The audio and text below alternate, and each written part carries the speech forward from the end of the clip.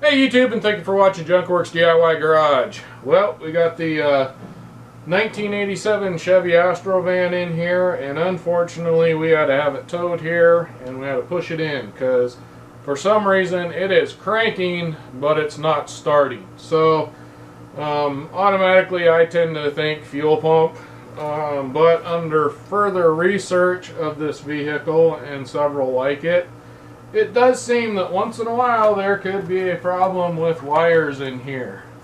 So maybe I just fixed it. I don't know. Let's go see. I'm going to go crank this over and either show you what it's doing or it'll start up and I know I have a problem in here.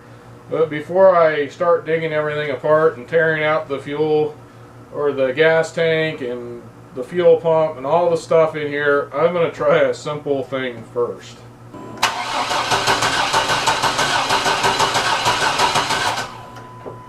Didn't seem to make a difference. I didn't really wiggle these that much. I'm going to go in here and do some persuasion of things just to kind of make sure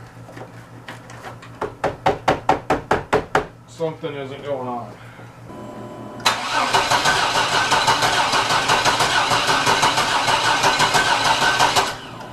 And that didn't work. Now that I checked the wires out, I'm actually going to go in also. I got a little ahead of myself. I'm going to turn the key and see if I hear the fuel pump. If I don't hear the fuel pump, that means either electrical's not getting back there to switch the switch to turn it on and make it pump. Like a fuse could be blown. Yet again, could be an electrical problem. But if I don't hear that, or it could just be a bad pump, then I can maybe go through and see if I have any fuses that are blown, anything like that. I'm going to go hit the key and try that. Alright, hopefully you'll hear when I turn this key, you will hear a whining noise of the pump coming on here.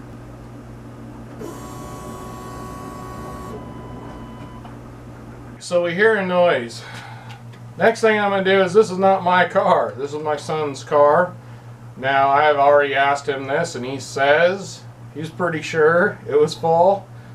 But I'm going to check the gas gauge and see if the gas gauge says this thing's empty. And I may put some gas in regardless and test it out, just to make sure. Because if none of these things are going well for me, I'm going to do a pressure test. So that'll be in this video, so keep watching this. I know I'm kind of talking a lot, giving you ideas, but like I said, a lot of people call me a parts changer, not a mechanic, because I don't tend to diagnose things.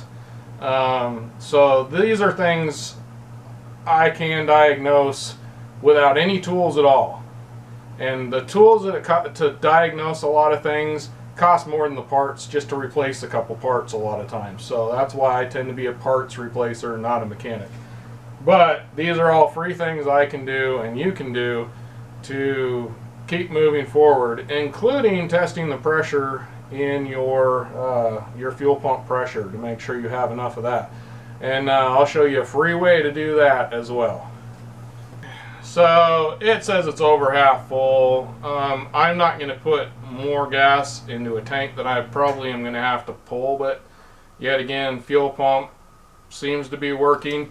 But just because your fuel pump makes noise doesn't mean it's pumping fuel the way it should be pumping fuel. So I'm not going to put more gas in it. We've never had problems with this the gauge being off or anything in this. So I'm going to bypass putting fuel in it for now. I might go ahead and check the fuses. I'll let you guys I'm sure there's videos out there. You can look in your book, find out what one. So we're going to go to the next step. So probably the next thing we're going to do is actually have to go on the inside. I'm going to take out the passenger seat. I'm going to take out the doghouse or the middle hump part that is over the motor over here. And we're going to go rent a pressure tester and test the pressure on this. The front seat and the doghouse, I'll probably do separate videos on both those things. All my different rigs, along with my DIY homeowner stuff, as well as several other videos, are all in a playlist. I have playlists on each separate thing. So if you're looking for something specific or just want to go see what kind of videos I make, go check out my playlist. That's the best way to find different things. So here's where I give you the free tip, which a lot of people know, but some people don't. If you go to your local parts store, now I got an O'Reilly's by me. They used to be Shucks, so I don't know if there's still Shucks somewhere out there, but I think they're all O'Reilly's now. O'Reilly's and other parts stores as well will rent you tools, where you go in and you give them a credit card. Basically, if you don't bring that tool back in one piece, they'll charge your credit card and you buy the tool. Otherwise, as long as you're careful with it and you use it appropriately, which I will say, check the tool before you just bring it home. I have in the past had tools that had like stripped out threads and things like that on them, and luckily they know people suck. And but be careful. Treat it like it's your tool if you do this for the next guy. But regardless, check the tool, make sure everything's there that you need. First of all the fittings, because there's probably different fittings that this takes, so you need to have probably more than one fitting. I'll show you what I end up with from O'Reilly's before we start, but yet again, check the tool, make sure everything's there, make sure everything looks good so they don't charge you for something you didn't break. Alright, I'm gonna go get the tool. And here we are. I went and got the rental tool from O'Reilly's. It actually comes with a lot more than I need, I'm hoping anyway. So it was like $160 to rent it. So they charge it to your credit card right off the bat. They didn't used to do that, but at least this O'Reilly's does. And you get pretty much everything you need here, hopefully. Unfortunately, it was just kind of thrown all in here, so I'll clean up after the last guy, I guess. But anyhow, we're gonna pretty much, I think, just use this part right here. I'm hoping. Here we are. If you need to know how to get this off, yet again, I have a separate video on taking this whole thing off of here. You can go watch that. Here's the tool right here. You got your hose for evacuating. I'm hoping it's just air, but if any fuel comes out of it, I got it going out of the car. And then we got this part of it that needs to hook to right here.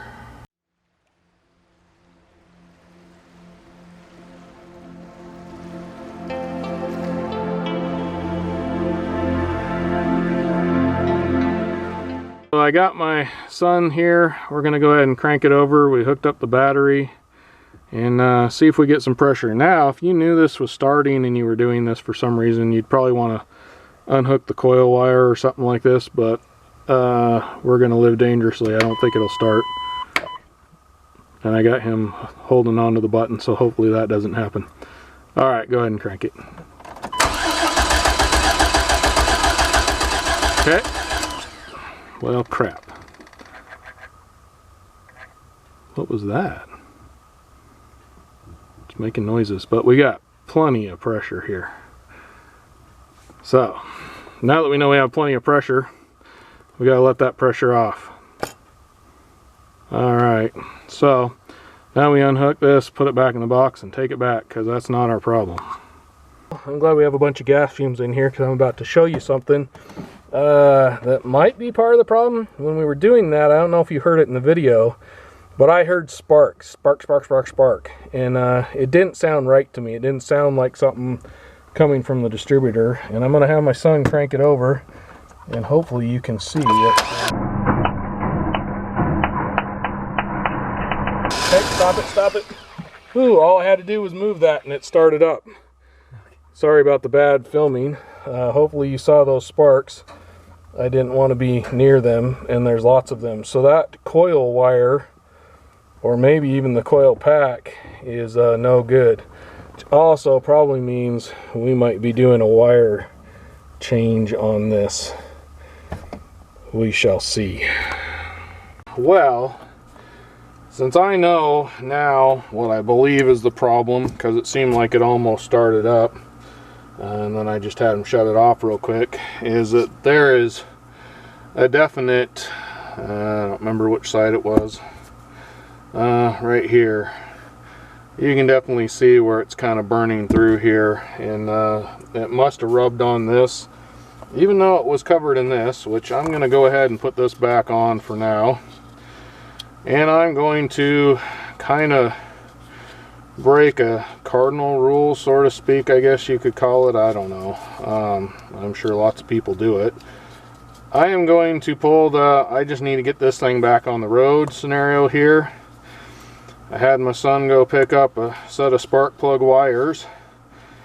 And quite honestly, if I would have had a spare one around here somewhere that I knew was good, but unfortunately I did some cleaning and threw a bunch of them away.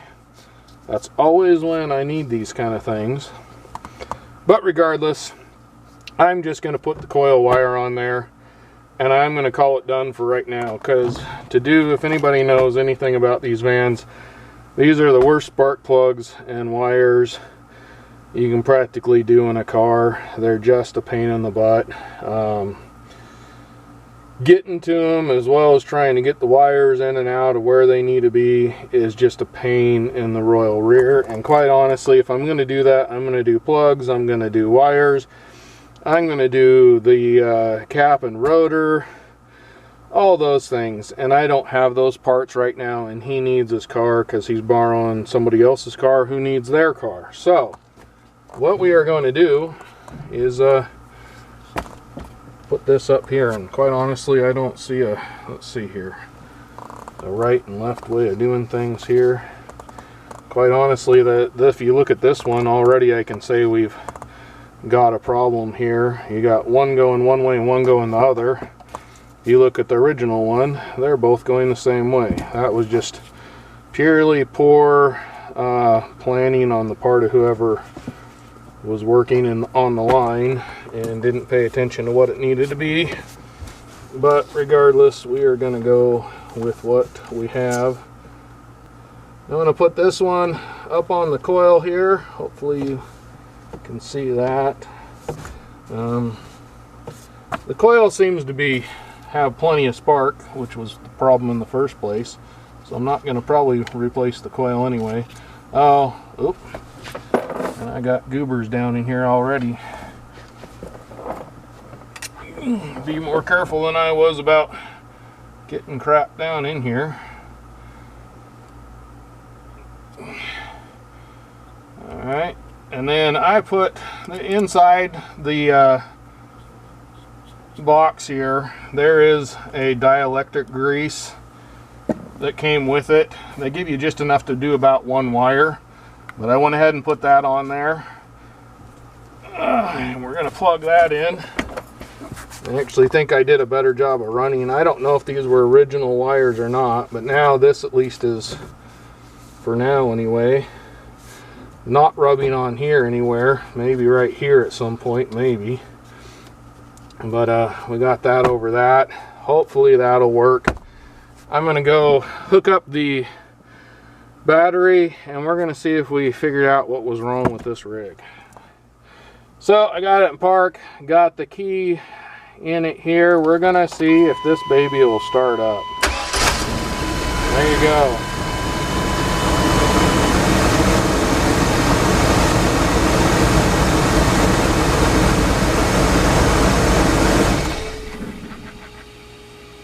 Well, at some point you will see a cap and rotor, spark plug wires, all in videos on my playlist about this Astro van. So if you need to know that, come back at a different date. Quite honestly, right now I just need to get this out of my garage so I can work on some other stuff that I need to get done.